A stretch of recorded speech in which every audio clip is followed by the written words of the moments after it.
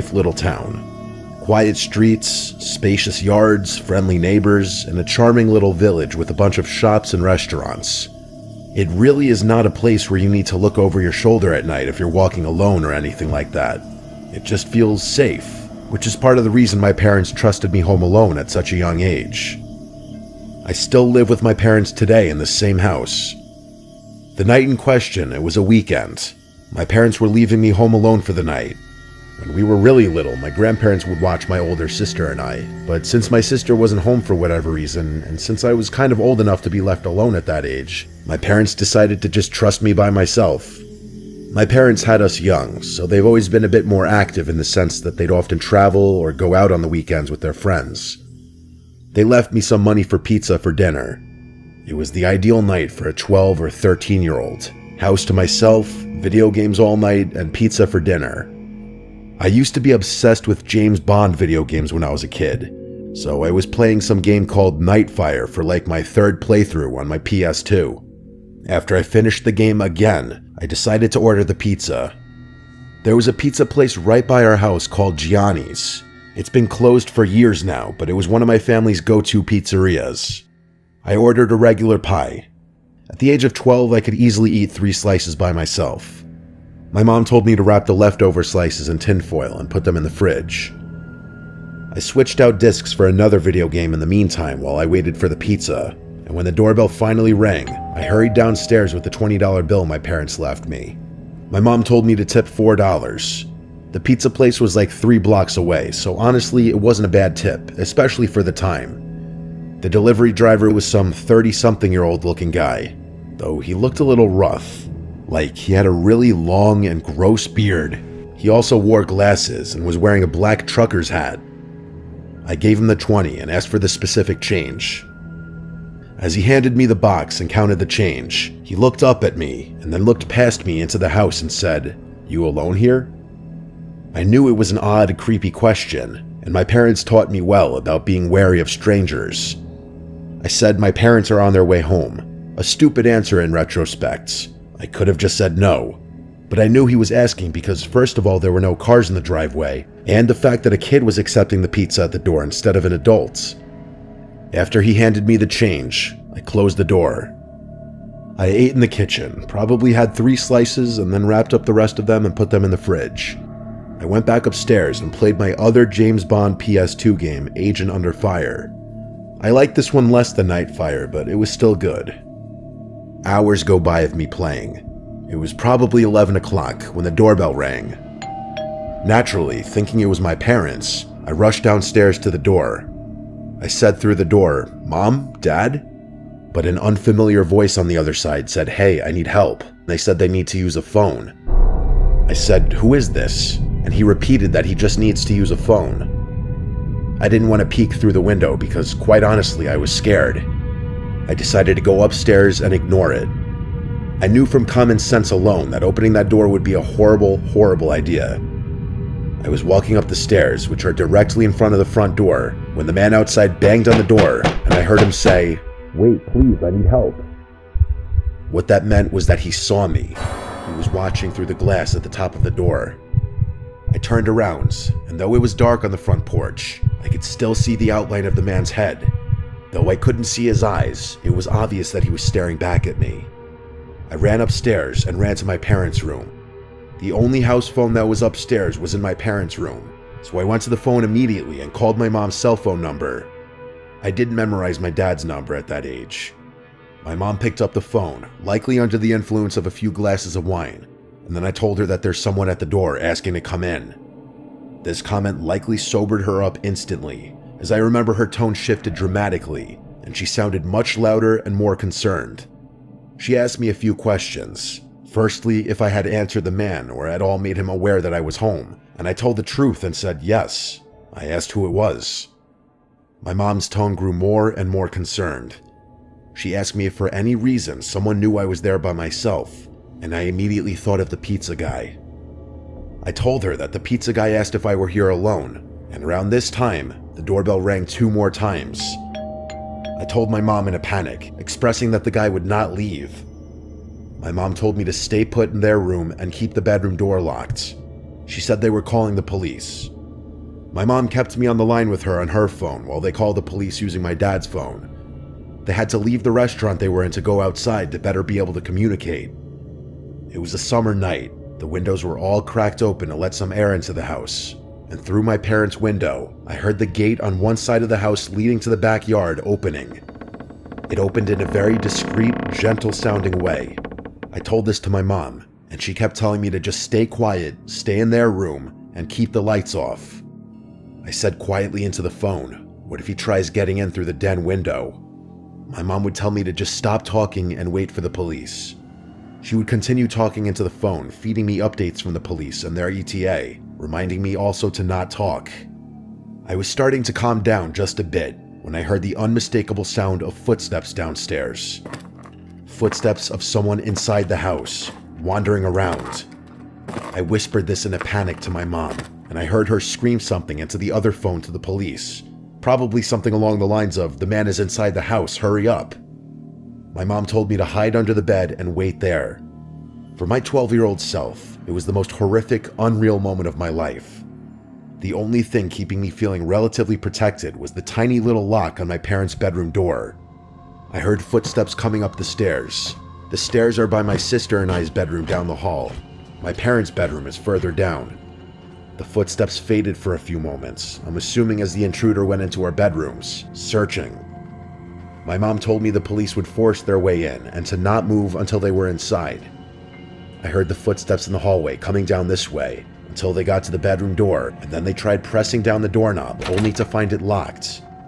They tried a few times, as if that would somehow magically unlock the door. Then there was a light knocking on the door. But the person on the other side didn't speak a word. They tried the doorknob one more time before I heard the footsteps walk back down the hallway, then down the stairs, and they faded away deeper into the house.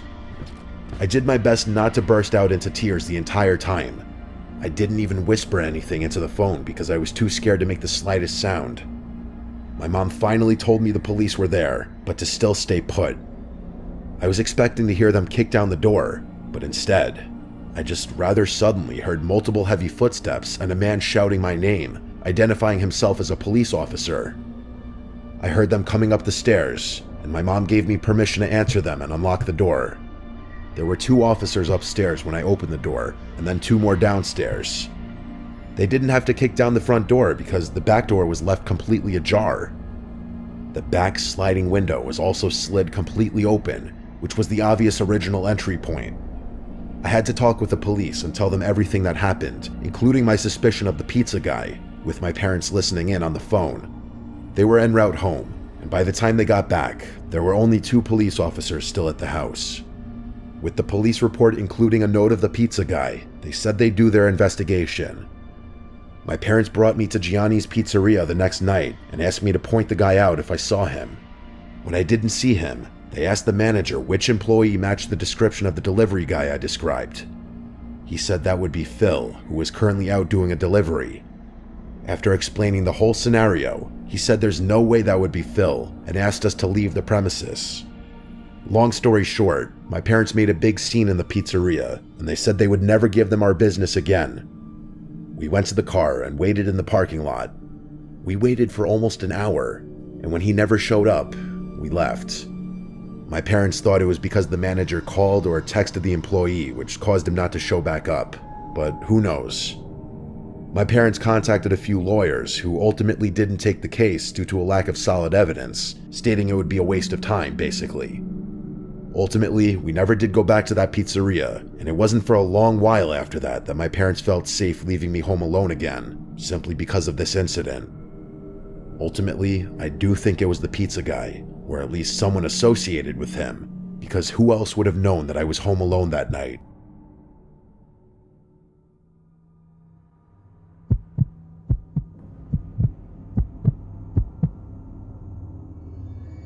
When I was a teenager, my parents and I moved from California to a secluded area in North Idaho.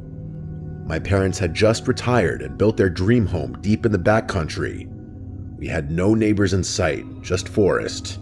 Endless, dense forest that backed right up to national parkland and paper mill logging grounds. The house was massive, 2 stories, a gym, a full bar and pool room, and a legit movie theater set up in the basement. It felt like the kind of house people dream of. Remote, quiet, perfect. Or so it seemed. I was dating my high school girlfriend at the time. One night, while my parents were out on a date downtown, I invited her over to hang out and watch a movie. We were completely alone. I cracked open a beer. I was underage, but figured no one would care, and we headed down to the movie room to watch Gladiator. Everything started out normal, but somewhere around the midpoint of the movie, maybe close to midnight, something switched in me. Out of nowhere, I was overwhelmed with this fight or flight feeling. It was like my body sensed something my brain couldn't see. My heart was pounding, and I kept glancing at the uncovered windows behind us that looked out into the pitch black woods. I didn't want to freak out my girlfriend, so I kept it to myself. In fact, things got a little heated between us during the movie. But the whole time, I couldn't shake the feeling that we were being watched. I didn't know from where, but I knew. After the movie ended, I walked her upstairs and out to her car.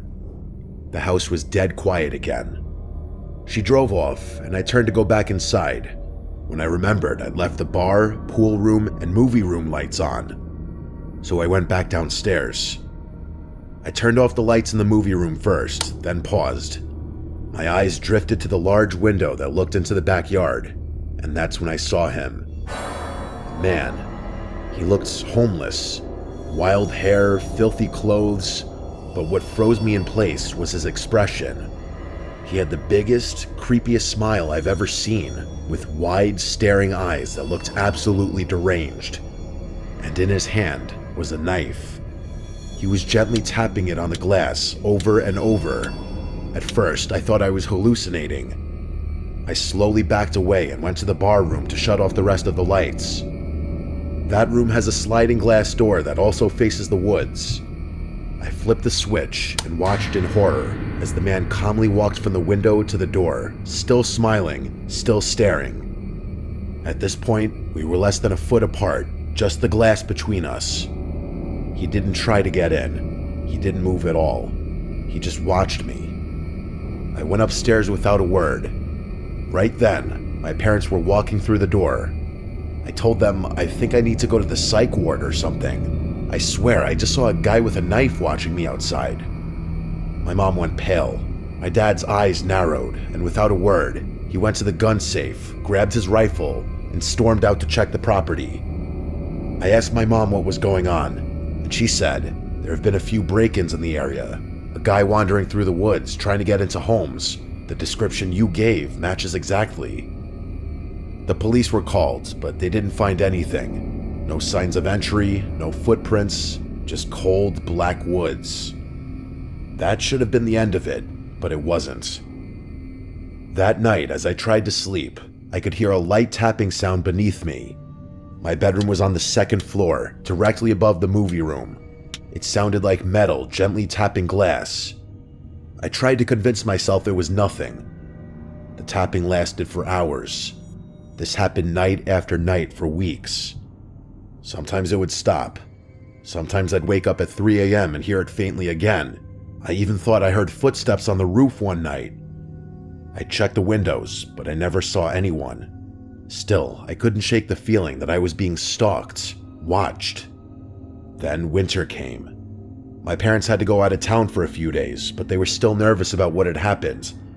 Before they left, they gave me a shotgun just in case. We also had a big Rottweiler, sweetest dog you'd ever meet and totally silent, unless something was really there. One night while I was home alone, I heard slow, crunching footsteps in the snow outside, heavy and deliberate. The dog stood up, ears perked, and began growling low and deep at the front door. Then barking, ferocious, loud, and non-stop. He only ever did that when he saw something real. I stayed silent. I didn't want whoever was out there to know I was home. I didn't move. Then came the knock. Slow, hollow, and taunting. I didn't answer. I slept with the shotgun next to me that night. Door locked, blinds drawn, dog at my feet. The next morning, I went outside and saw something that made my stomach drop. Footprints. Fresh human footprints circled the entire house. They stopped at every single window, like someone was trying to look in, searching for me. I followed the prints around the property, and they eventually led into the forest. I followed them maybe half a mile before they started to zigzag, veer off, loop back, like whoever made them was trying to throw me off their trail. I turned back. Something told me it was a bad idea to keep going. That night, the tapping came back, louder this time. I knew it was him.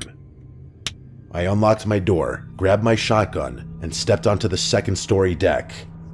I flipped on the fog lights that illuminated the backyard. There he was. Same man, same smile, and same dead eyes. He was holding the knife again, staring directly at me like he could see through me. I raised the shotgun and shouted, "If you don't leave, I'll put one right through you." He didn't move or flinch, just stared unblinking, grinning. I fired a warning shot into the air, and that finally got a reaction. He staggered a bit, then slowly backed into the woods, still facing me. That's when I decided to unleash the dog. I sprinted downstairs, threw open the sliding door, and let him loose. He bolted into the forest like a black missile, barking and snarling. I'd never seen him that aggressive. He had a shock collar, so he couldn't go far, but I like to think he chased that guy off for good, because after that night, I never saw him again.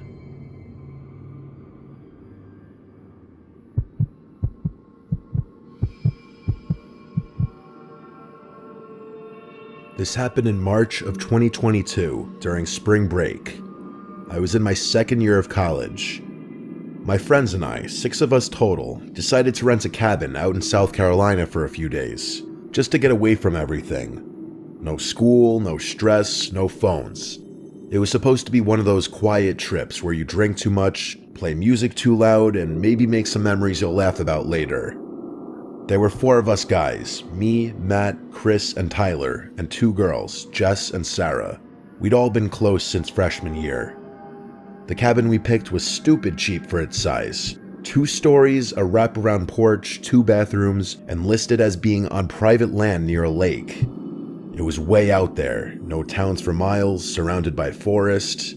The guy who owned it had a thick accent and seemed kind of off when we talked to him on the phone.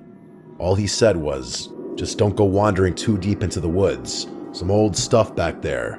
Wells, busted fences, snakes. You don't want to get turned around." We laughed about it, thought he was just trying to add some spooky southern charm to the trip. But when we got there, it wasn't funny. The drive took forever. GPS gave out an hour before we arrived. The last part of the road was just dirt and gravel, barely wide enough for 1 car. Trees got thicker the closer we got. When we finally saw the cabin, we all kind of went quiet. It didn't look like the pictures. It was older and dirtier. The windows were dusty, and a few of the shutters were hanging off by the hinges. There was this faint smell outside, like old garbage and wet wood. We brushed it off and made jokes, said it just added character. We unloaded, claimed rooms, and started drinking by 7 p.m. The first night was fun. We grilled outside, cranked music from a Bluetooth speaker, and played some card games. By 11, it got cold, so we moved inside. That's when I noticed how dark the woods were. I don't mean just nighttime dark. I mean complete blackness. The porch lights barely lit up more than a few feet, and the trees were so dense it felt like they were pressing in from all sides. No bugs, no wind, just total, heavy silence. We ended up crashing around 2 a.m. I had one of the rooms on the ground floor, right next to the kitchen. Small and just a bed and a window facing the woods. At around 4:15, I woke up. No reason, just wide awake like someone had poked me. I laid there for a second, heart beating fast. Then I heard it. Tap, tap, tap. I thought it was the heater at first, but then it repeated. Steady, non-metallic, non-mechanical. It sounded like fingers. I looked at the window, and there was a man standing there. He was pressed up against the glass, face almost touching it. Pale skin, wild hair, no shirt, just staring in. His mouth hung slightly open like he was breathing through it. His eyes were wide. He didn't blink. He didn't move. He just stood there and tapped, soft and slow, like he was trying to tease me. I felt like my body locked up. Then the tapping got a little faster. I whispered for Matt, who was sleeping on the couch outside my room. I said his name again, louder. He woke up groggy and asked what I wanted. I just pointed. He looked over, saw the man, and immediately jumped up, knocking over the coffee table. That must have scared the guy off, because by the time Matt turned the porch light on and ran outside, he was gone. We all got up. The girls were terrified. Tyler tried to convince everyone it was just some drunk local messing with us. Chris said maybe it was a hunter who got lost, but I knew it was that guy watching me. He wasn't lost. We blocked the doors, moved the couch in front of the big living room window, and took turns staying awake for a few hours. Nothing else happened that night. The next morning, we went outside. There were footprints, bare human footprints circling the entire cabin. They stopped at every window, every single one, even the little one above the upstairs shower. That should have been it. We should have left, but we didn't. We were dumb and stubborn, and we stayed. Night 2 started the same. Drinks, music, fire pit, but the energy was different. Everyone kept glancing at the woods. Jess didn't drink, and Chris kept his hunting knife on his belt. When we finally went inside, we locked every window and double-checked the doors. Around 3:30 a.m., Matt went to the kitchen for water. He stopped in the hallway and called my name. I got up and saw him standing there, pointing. There was someone in the kitchen, the man from before, but this time he was inside, naked. His back was to us, covered in long, raw-looking scratches. He was standing in front of the fridge, staring at it like he didn't know what it was. He made this slow, swaying motion like he was rocking on his feet. Matt didn't speak. He just backed up. We all gathered silently at the hallway entrance. I had a pocket knife. Sarah had the fire poker. Chris grabbed one of the chair legs he'd snapped earlier, trying to be funny. We turned on the light, and the man was gone. The back door was wide open, but it wasn't broken. It wasn't forced. It was just open. We left 20 minutes later. No one argued. We packed only the basics, wallets, keys, phones, and drove through the woods until we had enough signal to call the sheriff. When we met the deputy at a diner off the highway, he didn't look surprised at all. He asked if anyone was hurt, then said, "Yeah, we've had some trouble with folks squatting up in those woods. Not always right in the head." We tried to explain it wasn't just some homeless guy. This man watched us, came back 2 nights in a row, and had a key or somehow got inside. The deputy just nodded like he'd heard it before. When we mentioned the owner, his face almost implied that he knew the guy. The listing disappeared a few days later, completely wiped from every rental site. We never got answers, never got a call. We never even got our deposit back. But that face, the way he looked at me through the window, I still see it sometimes when I wake up at night. We don't talk about that trip much anymore, but as far as I know, none of us have been back to South Carolina since.